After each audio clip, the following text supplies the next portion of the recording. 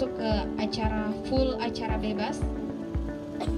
Ini sebenarnya Bapak Ketua KPU, tapi kebetulan beliau berhalangan, jadi digantikan oleh anggota KPU dan Divisi SDM dan Partisipasi Masyarakat dan Sosialisasi, Bapak Juventus Bere. Benar ya Bapak ya? Kepada Bapak Juventus, waktu dan tempat kami silakan. Baik, selamat malam semua. Ini tadi sudah stand up luar biasa. Ini kadang-kadang saya pemateri terakhir. Memang kadang-kadang, tapi luar biasa masih semua berdiri dan di gelap-gelap, tapi semangatnya cukup luar biasa. Terima kasih atas dukungan dan partisipasi. Terima kasih kepada panitia yang sudah melaksanakan suatu kegiatan atau momentum ini sebagai bagian daripada memperingati HUT RI ke-75. Semangat anak muda ini memang luar biasa. Jadi sekarang saya bicara soal bagaimana partisipasi pemuda terhadap atau dalam pemilihan Bupati dan Wakil Bupati Malaka tahun 2020. Sebelumnya perkenalkan, nama saya Juventus Bere, salah satu anggota KPU untuk sebagai Ketua Divisi Partisipasi Masyarakat dan Sumber Daya Manusia. Baik, minta maaf ini agak silau sedikit, tetapi dalam kegelapan ini mudah-mudahan kita tetap terang dalam hati. Jadi bicara soal pemilihan Bupati dan Wakil Bupati tahun 2020 yang akan datang 9 Desember nanti ini, ada sesuatu yang unik, di mana kita diperhadapkan pada satu situasi, ada pilkada atau pemilihan Bupati dan Wakil Bupati, tetapi kita juga dilanda suatu penyakit yang disebut virus Corona atau COVID-19. Ini sesuatu yang unik, menjadi catatan sejarah hidup kita, dan kita akan ceritakan pada anak cucu kita ke depan. Di mana pernah dulu bapak, mama, ataukah nenek atau pak pernah mengalami hal ini di masa tahun 2020. Kami lakukan pemilihan di masa pandemi, pakai masker dan lain sebagainya.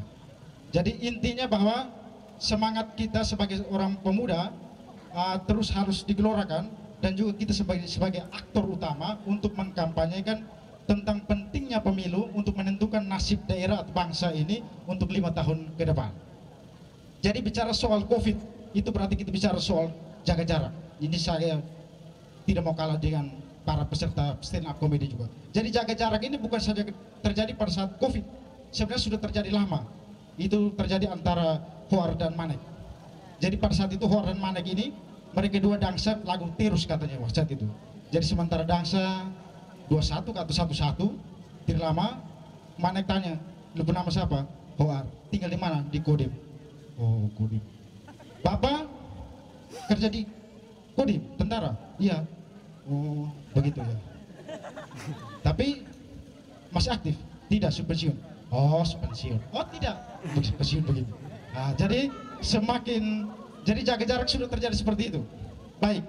Sekarang kita bicara soal peran ataukah apa bentuk partisipasi atau kontribusi nyata pemuda terhadap momentum pemilihan Bupati dan Wakil Bupati tahun 2020 mendatang, tepatnya tanggal 9 Desember tahun 2020. Ketika berbicara soal partisipasi ini kan soal kalau didefinisikan secara harfiah atau didefinisikan dari banyak pengertian, itu adalah keikutsertaan warga negara Indonesia dalam seluruh aktivitas-aktivitas tertentu. Maka Komisi Pemilihan Umum juga menjabarkan di dalam peraturan KPU itu PKPU nomor 8 tahun 2017 ada yang disebut dengan partisipasi masyarakat. Partisipasi masyarakat itu adalah apa? Keikutsertaan seseorang dan atau kelompok untuk di dalam pemilihan. Jadi ada pemilihan, ada pemilu. Jadi bapak mama semua, teman-teman semua ini orang-orang muda, saya harus bilang bapak mama, tapi ada pemuda yang sudah punya berstatus bapak mama, tapi tidak bapak. Pemilihan itu sekarang pemilihan atau pemilu. Dulu kita kenal dengan pilkada, tetapi sekarang harus dibiasakan untuk istilah pemilu dan pemilihan. Jadi kalau pemilu itu adalah kemarin sudah kita laksanakan secara serentak tahun 2019 kemarin, sedangkan pemilihan atau yang kita sebut pilkada, sekarang kita harus lebih membiasakan diri dengan istilah pemilihan. Jadi ada pemilihan gubernur dan wakil gubernur, pemilihan bupati dan wakil bupati, dan pemilihan wali kota dan wakil wali kota. Mengapa harus pemuda? Pemuda ini sesuatu yang unik. Mengapa harus pemuda? Dan karena pemuda kita semua berkumpul di sini, ada tenda-tenda kecil, ada karya-karya seni yang luar biasa. Ini bentuk daripada komitmen seorang pemuda untuk memberikan rasa tanggung jawab kepada negara dan daerah ini dengan karya-karya yang ada. Mengapa pemuda? Pemuda itu sendiri berdasarkan Undang-Undang 40 tahun 2009, pemuda adalah mereka yang memiliki perkembangan atau pertumbuhan penting yang berumur dari 16 tahun sampai dengan 30 tahun. Saya baca ketika pengertian pemuda 16 tahun sampai 30 tahun, saya lihat-lihat saya umur sudah 38 tahun. Saya sudah di luar pemuda ternyata. Tidak. Jadi banyak pandangan tentang arti pemuda, tetapi yang kita hadir sini mungkin ada yang lebih dari 30 tahun masih tetap dikategorikan pemuda karena dia punya semangat kepemudaan itu. Maka komunitas-komunitas ini dibangun sehingga komunitas-komunitas ini ada dari umur-umur sebelum 17 tahun bahkan sampai dengan 40 tahun. Artinya masih tetap kategori orang muda. Lalu apa peran pemuda? Pemuda harus menjadi aktor utama. Di mana tadi saya dengar-dengar dari pemateri bahwa pemuda harus menjadi agent of change, agent of development, agent of modernizing. Jadi agen harus menjadi seorang aktor utama untuk pengubah. Kemudian dia harus menjadi agen atau aktor pembangunan. Dia juga harus menjadi agen untuk pembaharuan. Jadi harus ada inovasi-inovasi. Inovasi seperti ini luar biasa. Tidak semua orang indikator bahwa daerah itu maju karena dengan seperti ini. Ketika ada orang-orang muda memberikan kontribusi dalam bentuk karya-karya yang tidak bisa dilakukan oleh orang lain, itu luar biasa. Dan kenapa harus orang muda? Indikator daripada demokrasi adalah yang pertama, pelaksanaan pemilihan bupati dan wakil bupati dilaksanakan secara demokratis. Itu yang penting. Pelaksanaan demokrasi ataukah melaksanakan pemilihan bupati dan wakil bupati secara demokratis, maka dengan sendirinya kita telah menentukan pemimpin-pemimpin kita, dalam hal ini bupati dan wakil bupati secara legitimate. Itu harus dicatat. Lalu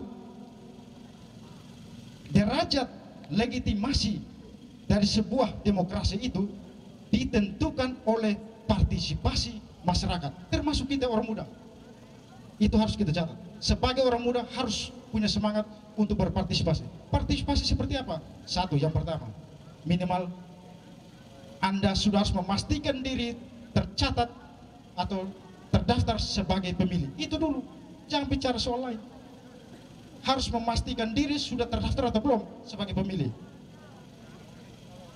Kalau itu belum, maka segera, sehingga 9 Desember tentukan pilihanmu untuk menentukan pemimpin bangsa atau pemimpin daerah ini, dalam hal bupati dan wakil bupati pada 9 Desember yang menentukan nasib daerah ini 5 tahun ke depan. Itu harus dicatat. Dulu Bung Karno bilang apa? Demokrasi itu adalah suatu bentuk atau wujud atau sarana untuk mensejahterakan masyarakat yang adil dan makmur. Bung Hatta tidak kalah. Demokrasi itu tidak akan bisa tumbuh tanpa adanya rasa tanggung jawab. Teman-teman semua, orang-orang muda harus menjadi agen utama. Datang ke TPS. Sebelum pasar lorong, pasar yang lain sebagainya, ke TPS dulu. Ingat itu. Bisa ya? Harus sebagai agen utama untuk bisa membakar semangat masyarakat bahwa pemilu ataukah pemilihan itu penting. Bisa? Bisa, harus bisa. Pemuda harus semangat. Kenapa harus penting? Jadi kalau tanya, mengapa harus berpartisipasi aktif dalam proses pemilihan dan pemilu? Memangnya lu sendiri yang urus itu pemilu? Kan masih banyak orang lain. Jawaban sederhana. Bagian daripada kita berpartisipasi atau kita datang ke TPS untuk menentukan pilihan kita, sebenarnya kita sudah menunjukkan rasa tanggung jawab itu. Rasa tanggung jawab menentukan pemilihan pemimpin-pemimpin kita. Dan pada sisi yang sama, sebenarnya teman-teman semua, kita juga telah memiliki hak untuk meminta tanggung jawab terhadap mereka yang sudah kita pilih dan kita tentukan. bagaimana kau meminta pertanggungjawaban sedangkan kau tidak pernah berpartisipasi dalam pemilihan itu? Setuju? Itu luar biasa teman-teman semua. Kenapa harus orang muda yang menjadi gerakan utama? Pertama, orang muda itu masih idealis, sangat idealis. Orang muda itu biasanya anti yang namanya status quo. Dia sudah merasa aman dengan situasi sekarang, pembangunan sekarang sudah aman, jadi tidak perlu lagi kita pilih-pilih orang yang baru-baru lagi, ataukah kita tidak perlu menentukan yang lain-lain. Berarti dia hanya merasa bahwa di tempat, ini jangan di tempat. Orang muda itu pro pembaharuan. Dia pro pembaharuan. Dia mau supaya daerah Malaka ini luar biasa. Ini sekarang hajatan ini jangan dianggap sederhana dan kecil. Walaupun dalam suasana gelap di sana, terang di sini, tetapi setidaknya terang yang kecil ini akan membias ke seluruh penjuru Malaka. Sepakat ya? Nah, begitu. Jadi minta maaf kalau malam ini, kalau banyak hal-hal materi yang disampaikan oleh beberapa pemateri, mulai dari Dr. Otolin, Ketua Bawaslu, sampai dengan Bapak William Alexander, luar biasa. Sebenarnya ini hanya mau mengajak kita semua untuk bagaimana kita menunjukkan rasa nasionalisme kita terhadap bangsa dan negara ini, terutama di daerah Malaka ini, dan kita harus wujudkan itu pada momentum pemilihan bupati dan wakil bupati. Kita tentukan pilihan itu. Karena apa? Ketika pemuda tidak datang ke TPS dan menentukan pilihan, sebenarnya kita telah mengurangi warna daripada sebuah esensi pemilihan itu. Kalau bayangkan kalau orang muda tidak datang menentukan pilihannya, maka jangan mengharapkan warna yang berbeda. Karena kalau warna itu hanya ditentukan oleh orang-orang tua kita, maka warna juga orang-orang tua. Tapi kalau warna itu ditentukan oleh orang-orang muda, maka saya yakin para pemimpin atau bupati dan wakil bupati mendatang akan memiliki warna seperti orang muda. Yang kritis, itu harus dicatat. Orang muda selalu berpikir kritis dan dia mau maju. Dia mau supaya ada perubahan. Ini harus dicatat. Minta maaf kalau banyak hal yang kami sampaikan ini, tetapi momentumnya adalah, ingat teman-teman semua, 9 Desember, hari Rabu tepatnya, tanggal 9 Desember tahun 2020 mendatang, datang ke TPS. Kita harus menjadi aktor utama, dan juga salah satu hal yang terpenting adalah mulai sekarang, mulai malam ini sampai dan seterusnya, jadikan dirimu sebagai seorang agen yang merubah opini masyarakat. Harus rubah opini masyarakat. Rubahnya apa? Karena sampai dengan hari ini masih banyak orang berpikir bahwa politik itu kotor. Harus rubah itu. Kita harus sebagai agen utama untuk merubah pola pikir bahwa politik itu kotor. Politik itu baik, karena dengan momentum politik kita dapat menentukan nasib daerah ini. Seluruh kebijakan-kebijakan di daerah ini semuanya berasal atau bersumber dari politik. Maka jangan ragu untuk berpolitik. Teman-teman semua, minta maaf saya harus, ini pemateri saya terakhir, minta maaf saya minta waktu 10 menit. Tapi saya hanya ingin mengajak kita semua agar menjadikan diri kita sebagai aktor, agen, tadi yang saya sudah bilang. Oleh sebab itu, tanggal 9 Desember masih panjang. Proses pemutahiran data dan pencoblosan data ini kemarin ada klik serentak. Kalau Bapak Ibu atau teman-teman semua belum yakin bahwa saya sudah terdaftar, silakan klik di web klik serentak itu, lindungi hakpilihmu.co.id, itu dari KPU. Anda akan melihat sendiri Anda sudah terdaftar atau belum, dan langsung kelihatan Anda terdaftar di TPS mana. Kalau belum, silakan laporkan diri Anda, dan semua harus bekerja secara baik dan seluruh mengkampanyekan ini semua secara baik. Kata terakhir, teman-teman, tetap menjadi seorang pemuda yang kritis, idealis, dan juga harus tetap profesional, harus lurus. Dan juga pada kesempatan ini saya ingin menyampaikan bahwa bentuk partisipasi kita terhadap pemilihan bupati dan wakil bupati nanti adalah, yang pertama, bisa jadi penyelenggara. Penyelenggara pemilu ini mulai dari KPU, Bawaslu, PPK, Panwascam, dan sebagainya. Kalau mau KPU, tapi sabar dulu ya, kami habis dulu, baru kamu ganti kami. Nanti kalau mau jadi Panwascam, PPK sudah lewat, tapi nanti kami minta kesediaan untuk menjadi minimal KPPS. Jadi seorang sarjana jangan sampai merasa miris ketika dia hanya menjadi seorang KPPS. Itu bagian rasa tanggung jawab. Jadi kita harus berawal dari yang kecil. Ayo orang muda, satu hal terakhir bagi kita semua, saya mau titipkan bahwa jangan terlalu lihat ke atas. Kalau kau lihat ke atas itu, maka kau selalu merasa kecil dan rendah. Kalau sesuatu itu di atas, maka hanya ada dua jalan. Kau secara vertikal, lalu ke sana sehingga kau sama dengan dia. Kemudian kau diagonal dari sini. Tetapi ada satu cara yang kamu lupa. Mapankan dirimu, perkuat dirimu, dengan sendirinya Anda akan terangkat dan tanpa kau sadari, kau sejajar dengan dia. Bisa? Itu. Terima kasih. Tuhan selalu memberkati. Ingat, ajak seluruh keluarga 9 Desember datang ke TPS ya. Nah, tetap selalu diawasi oleh Bawaslu. Terima kasih. Tuhan memberkati kita semua. Terima kasih.